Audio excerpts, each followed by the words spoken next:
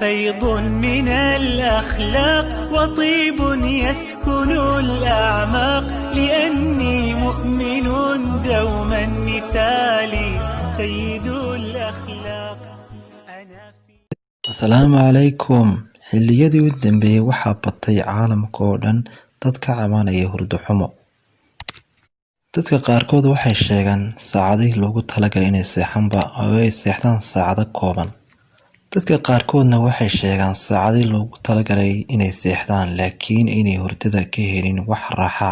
dadka qaarkoodna waxay sheegaan inay hurdada saacado badan kasoo kacaan ay sidaana kaga qasanto hurdadii. dadka qaarkoodna waxay sheegaan saacado badan inay hurdada kusoo dhicin oo ay isrogrogaan. haddii hurdada ciladi ka haysato waxaan kula talin doonaa sidan soo socota. waxaad isticmaashaa sharaabkan saacad ka hor xilliga hurdada. sharaabkaas oo ah litir biyaha barkii oo diiran. ku dar xabad muus oo aad jarjartay. biyaha iyo muuska isku daa 10 daqiiqo.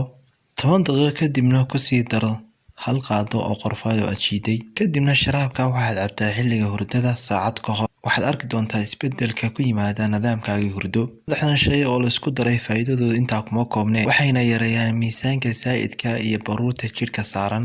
waxayna wanaajiyaan xuubka caloosha. waxayna u wanaagsan yihiin caafimaad qabka iyo dheefshiidka.